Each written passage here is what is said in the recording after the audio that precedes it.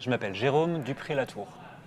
Donc moi je suis dessinateur, j'ai fait des études de dessin à Lyon, j'ai fait l'école Émile Cole qui est une école de dessin privée. Et après j'ai fait un an de diplôme aux arts décoratifs à Strasbourg. Et ça m'a toujours donné envie du collectif, puisque même étudiant je faisais partie de collectifs artistiques.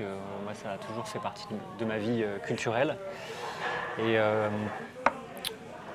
et si je suis là aujourd'hui, c'est parce que j'ai continué à dessiner un peu en sous-couche, après avoir eu une vie de dessinateur de BD et de presse également, et d'illustration jeunesse. Mais c'est le dessin dans les collectifs d'artistes, dans les réunions, dans les AG, où la pensée s'invente. C'est ça qui m'a tenu, qui a fait que j'ai pu continuer jusqu'à ici à faire ce travail. Voilà. Et notamment un des coordinateurs du réseau Art Factories autre part m'a fait travailler plusieurs fois. Donc on est en lien depuis pas mal d'années avec ce réseau. Je travaille aussi à la Friche Lamartine à Lyon. Et c'est un réseau dans lequel qui est inscrit en fait, la Friche Lamartine est inscrite plus exactement dans ce réseau Art Factories autre part en tant que lieu artistique. Du coup, ma place ici, elle a du sens depuis ces fabriques culturelles. Et c'est dans ce cadre-là que j'ai commencé à travailler sur la question des communs. Et l'année dernière, Art Factories me demande de faire un travail d'atlas en suivant une dynamique de recherche-action. Recherche-action au sens on va aller sur des terrains, on va aller dans des dynamiques existantes ou des dynamiques à créer pour mettre en mouvement, mettre en marche cette question des communs, et cette fois-ci sur l'axe de l'alimentaire. Donc l'école des communs de l'alimentation, c'est créé avec ces trois structures qui sont Art Factories autre part à Toulouse, basée à Mix-Art-Myris, et BA Balex de Marseille, et Remix de Commons, qui est un réseau national et transnational sur les communs. Et cette petite équipe est aussi associée au duo Tertius, qui suivent aussi ces rencontres avec leur méthodologie, leur soutien à la aux échanges. Mon travail est de documenter ça, alors documenter, mais en même temps écrire, c'est-à-dire que c'est plutôt un travail d'auteur qui m'est demandé. Mais comme c'est particulier, puisque c'est de la prise de notes en temps réel, ce n'est pas exactement une bande dessinée. C'est un peu plus spontané que ça, et dans la forme que ça peut prendre, ça laisse beaucoup la place à la parole. Donc il y a beaucoup de bulles et tout ça. Je vais peut-être vous montrer un peu. Je vais commencer par les murs à pêche à Montreuil. Donc les murs à pêche à Montreuil, ça a été l'occasion d'un banquet pendant une journée à la fin de l'hiver, où pendant une matinée on a fait à manger ensemble dans un centre social, le centre social de Montreuil, avec des gens qui venaient des réseaux AMAP, qui venaient aussi des réseaux de récupération d'invendus, donc des gens qui étaient dans la militance, qui sont aussi très liés à la question des murs à pêche de Montreuil. Donc la logique de lieu, on la retrouve aussi dans cet espace-là, un lieu qui est une chose commune. Je parle des murs à pêche. Et on peut constater que dans ces dessins, je prends les paroles qui viennent, puisque là la cuisine était blindée de gens, ça fourmillait dans tous les sens, c'était assez étonnant. Donc voilà, des croquis de nourriture, de gestes, de paroles. La difficulté, elle est de faire confiance à la sélection que je peux faire de paroles. Puisqu'en fait, le but n'est pas l'exhaustivité. En plus, souvent on enregistre en même temps. Donc c'est plutôt de dynamiser par le visuel, par des aspects, de choses qui deviennent désirables à dessiner. Par exemple, là je suis devant une marmite avec l'aluminium dessus. C'est un truc passionnant, l'aluminium à dessiner. Mais aussi les objets, voilà, c'est comme une sorte de pensée circulaire. Et les pages, s'organisent comme ça, de manière assez différente, en fonction de l'énergie qui circule entre les gens et mon positionnement, puisque je me déplace assez souvent dans ces discussions. Je prends du recul, je reviens, voilà, je fais un zoom également. En même temps que je fais ces dessins noir et blanc, je fais également des petites aquarelles au format carte postale, qui sont un autre témoignage de ce moment, puisque mes dessins sont en noir et blanc et sont a priori pas colorisés. Ça apporte un espèce d'autre éclairage, voilà, qui questionne aussi la carte postale. C'est un peu le souvenir d'un moment particulier, ou voire d'une époque. Bon, c'est une époque où on arrive à se rassembler de manière intelligente, ou pour créer des espaces d'intelligence et de co-création. Donc c'est tout à fait adapté. Ici, c'est le banquet des murs à pêche.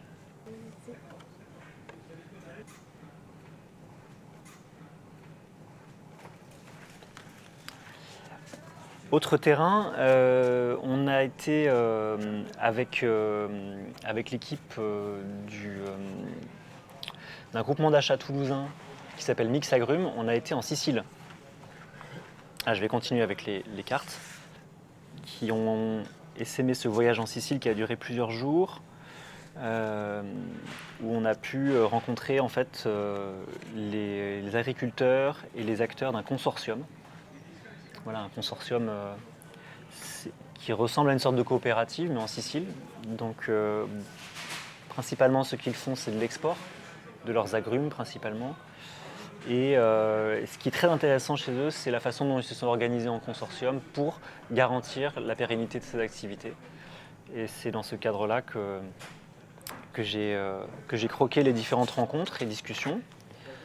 Ça a été aussi une expérience pour le collectif Mix Agrumes qui, lui, en tant que groupement d'achat, faisait aussi un voyage pour aller rencontrer ces producteurs, auxquels ils achètent déjà depuis longtemps.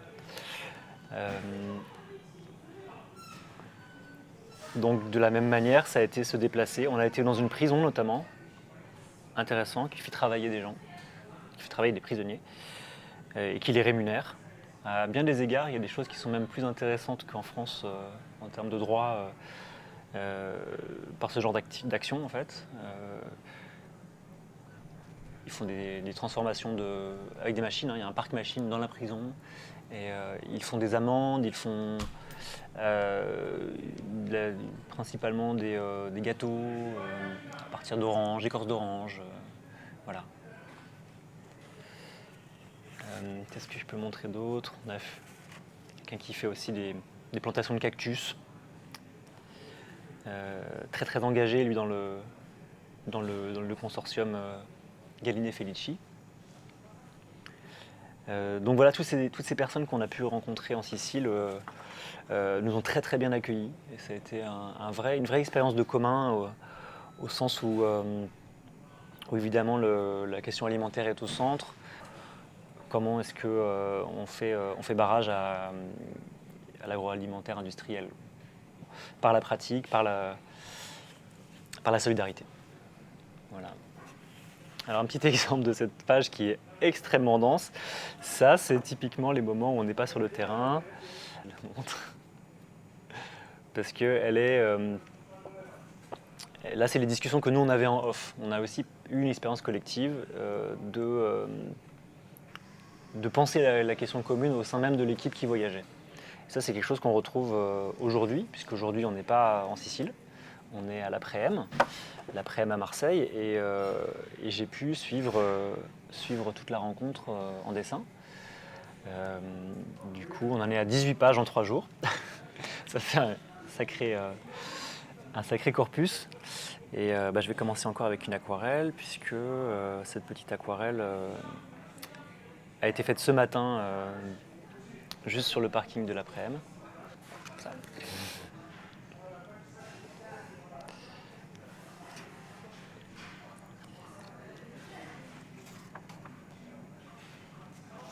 Donc la difficulté pour moi, c'est d'être synthétique et en même temps d'attraper des infos.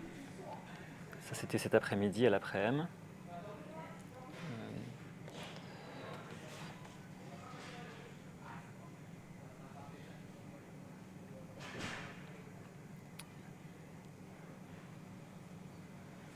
Donc c'est beaucoup dessiner les gens, notamment quand il y a une phrase qui me paraît plus intéressante, je peux la noter, comme comment faire en commun. Ça c'est une phrase qui est revenue. Voilà. Je m'autorise aussi la redite. Toutes ces pages du coup sont vraiment un suivi de discussion. À titre personnel, ça m'a mobilisé aussi sur la place des mots, la place de la parole et la parole posée. Alors ça c'est en positif, et en négatif, la redite, la difficulté à formuler. Parce que quand on fait parler des bonshommes sur une page, c'est pas pareil que quand on prend des notes ou quand on enregistre. Il se passe, il y a une sorte d'adresse, un peu comme au théâtre, ça ressemble plus à ça. Et cette adresse, elle est pour la retranscrire ou lui donner du sens sur le papier, il faut que moi aussi je fasse une sélection, un choix, et comme ça bouge tout le temps, il y a cette notion d'accepter l'imperfection et la redite, et le fait que ça balbutie à certains moments. Voilà, que c'est pas directement opératoire. Du coup, c'est très bien pour ce qui nous concerne, parce qu'on n'est pas du côté des sachants et des gens qui sont péremptoires, qui savent des choses, qui les disent de façon verticale. Mais cette fragilité-là, à mon sens, pour l'atlas qu'on va faire, elle devient accessible depuis mon point de vue. Et ça, c'est une stratégie que je veux garder, cette fragilité, pour que ce travail puisse toucher des gens, en fait, tout simplement. Voilà.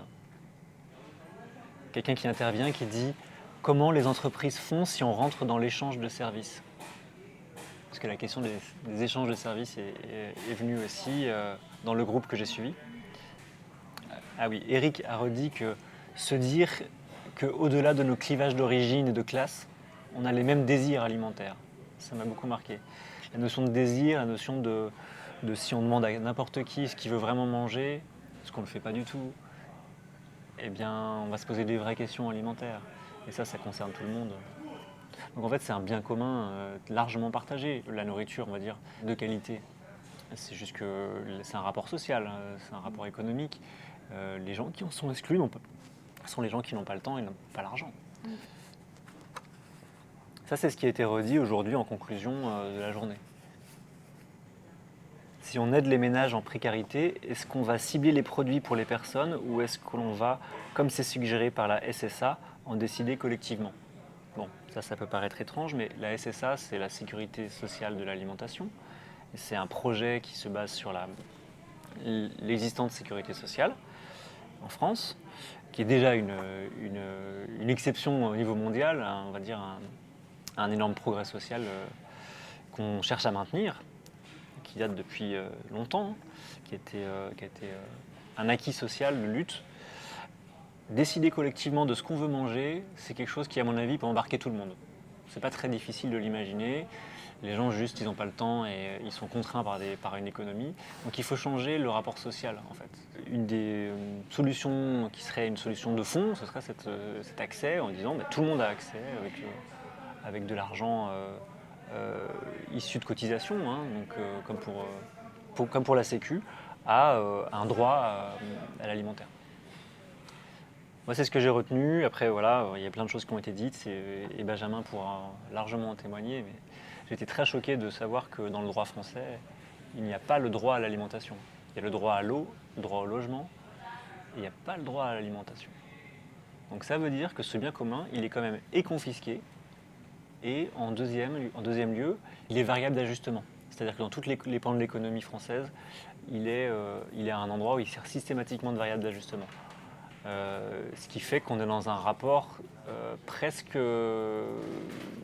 comme de royauté par rapport au peuple, en fait. Même si on ne le dit pas, même si ça n'agit pas comme ça, le pouvoir en place et les institutions maintiennent un état de fait où, en fait, ce qui nous est le plus vital, après l'eau, l'alimentaire, c'est quand même avant le logement que je sache, hein, dans l'histoire humaine, et encore la variable d'ajustement économique. Alors moi, mon feeling sur les différents on va dire l'impression que j'ai eue en allant voir ces différents endroits, en rencontrant ces différentes personnes, ça a été de constater que les gens pensent la plupart du temps qu'un système, le système n'est pas changeable. Les agriculteurs surtout surtout alors dans le Vercors, on a rencontré des agriculteurs qui pourtant sont en bio, ils sont des GAEC, ils sont là-dedans, mais ils font aussi de l'élevage, parce que tout le monde fait de l'élevage autour d'eux.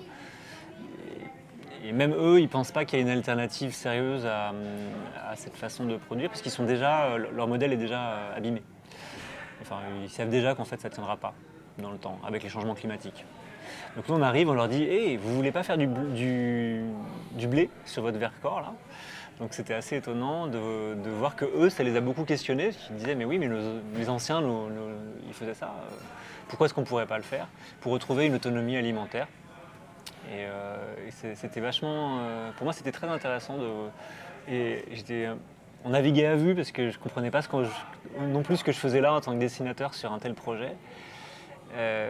C'est-à-dire que le fait d'inventer sur place, en fait il y avait un four communal à Autran, dans le Vercors, et c'est autour de ce four en fait, qui sert pas d'ailleurs. Il sert plus exactement. Comment est-ce qu'on s'en empare pour refaire une chose commune?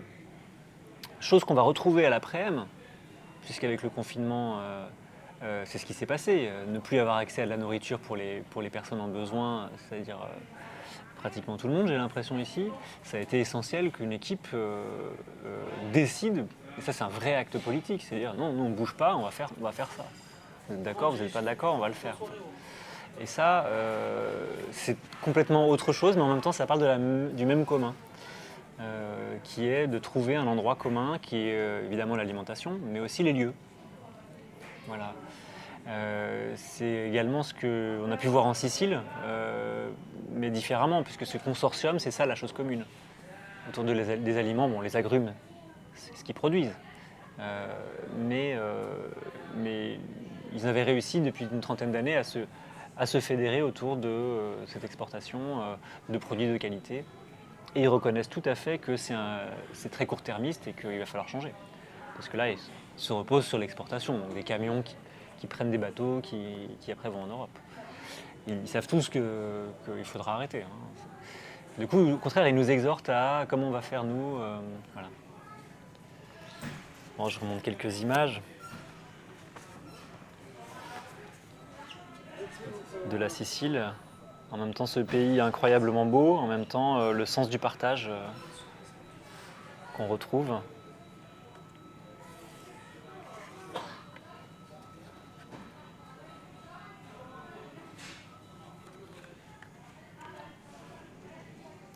Ça, c'était.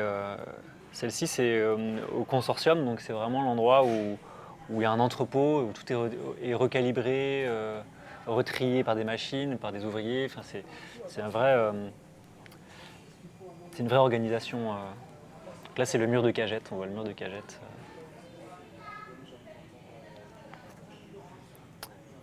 Comme je disais, hein, j'attrape ça rapidement. On a été principalement, on est passé à Palerme, mais après on était toujours dans le sud. Donc on a fait beaucoup de petits villages. Et par contre on a mangé des oranges, des oranges magnifiques. C'est marrant cette orange immergée comme ça. Ça c'était chez Mario. Mario je l'ai appelé le roi des citrons, mais il fait aussi des oranges. Et il a dans un endroit magnifique. Avec une vue sur la mer incroyable, et son jardin c'est un délice, quoi. C'est très beau. On était au pied de l'Etna aussi, on a rencontré Francesco qui était un très intéressant aussi agriculteur qui avait repris une propriété familiale. Des gens très courageux. Sur la chose commune, il y a eu aussi les murs à pêche où là vraiment j'ai trouvé que le moment du festin, non, pas un festin, du banquet, était hyper intéressant à vivre puisqu'il avait, cette fraîcheur voilà, pour le banquet. Euh, D'un lieu commun, mais aussi temporaire, quoi. Voilà, c'est aussi ce qui m'a motivé aussi à aller en Sicile puisque en Sicile on a fait ça aussi. On a réussi à rassembler tous les gens du consortio qui sont pourtant des fois un peu éloignés les uns des autres. Et on a réussi en posant cette question des communs à chaque rencontre, en demandant aux agriculteurs et producteurs de prendre ce temps sur la question des communs. On a réussi après à faire l'équivalent de ce banquet là-bas en Sicile avec réussite, puisqu'on a réussi à faire une assemblée. On était entre 20 et 30 personnes quand même. Et le créateur, donc Roberto, qui est le fondateur des Galline Felici, qui est ce consortium, lui ne voulait pas venir. Il voulait pas venir du tout. Il dit, oh. Et il est venu. Et il est venu endimanché, comme pas possible. Finalement, il était ultra content qu'on vienne chez BP. BP, il travaille à l'entrepôt du consortio. Et en fait, tous ces gens se connaissent. Simplement, arriver à dépasser le fonctionnement d'une organisation pour avoir du temps humain, du temps où on repense la chose commune, ça les a beaucoup dynamisés. Vraiment. Et encore une fois, ce n'est ni un audit de sachant, ni une posture de surplomb intellectuel. C'est juste des expériences collectives qu'on a eues et qu'on essaie de partager, quoi. Voilà. Et oui, alors j'ai dessiné toutes les chaises d'abord. Oui. Et après, les gens sont arrivés. Donc ça fait une drôle de peinture parce que les chaises, elles sont en dessous. Et puis par-dessus, l'aquarelle, je rajoute les gens. Donc ils ne sont pas tous là, évidemment, mais c'est une impression. Ça donne une impression. Et je vais me retourner 2 secondes, chercher celle que je viens de faire. Qui doit être sèche. Et voici celle de tout à l'heure. Donc l'arrivée des marcheurs qui sont tous mis sous la halle extérieure de l'après-m. Et en fait, tout le monde était en train de partir parce que nous, on a fait des discussions et conférences gesticulées toute l'après-midi. Et les marcheurs sont arrivés en masse. Ça fait une sorte d'arrivée d'énergie incroyable. Au moment où tout le monde commençait à repartir et presque où ça pourrait retomber. Et encore une fois, là, on est sur la même réussite d'un moment collectif. J'ai trouvé ça épatant. Épatant. L'enseignement que moi je retire de ces expériences en tant que personne, c'est qu'il faut s'emparer des choses. Il ne faut pas attendre en fait. Les choses se font pas en fait si on attend, si on est passif, si on dit oui ça sert à... Alors, le oui ça sert à rien par exemple, il faut travailler dessus en fait. C'est hyper important. Et on est dans une époque qui va tellement vite et où les enjeux sont tellement rapides.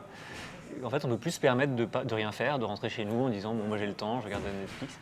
Et là-dessus, je pense qu'il y a un apprentissage collectif à refaire pour qu'on sorte de l'apathie, qu'on sorte de tout ce qui ne marche pas. En fait, il y a des choses marchent en fait. Moi, c'est fou. Je pensais que les choses ne marchaient pas. Je suis même arrivé dans cette dynamique en disant bon, le militantisme,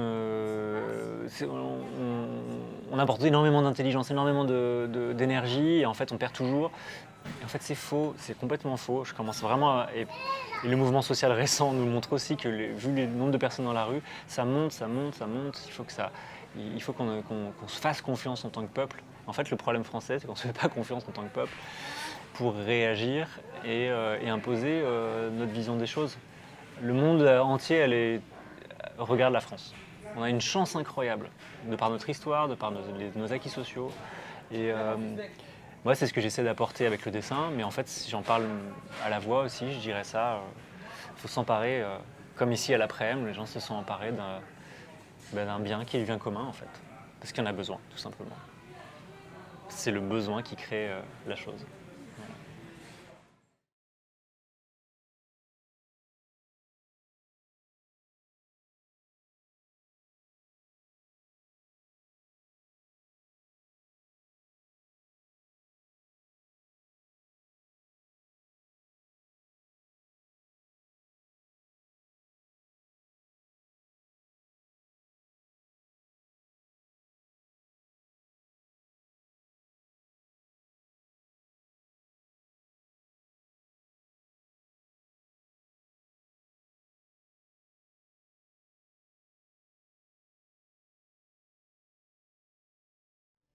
Là, on ne sait pas trop si c'est une dent ou une flamme. Et puis là, c'est carrément l'arbre, un seul arbre qui lui irrigue un pot. La question de l'eau, moi, ça m'a toujours touché, hein. J'ai grandi à côté d'une une source. Donc il s'est pas tari, mais j'ai grandi à côté d'une source. Donc pour moi, c'est très. Les questions de l'eau, en tout cas, et l'accaparement de l'eau, je suis très à fleur de peau là-dessus.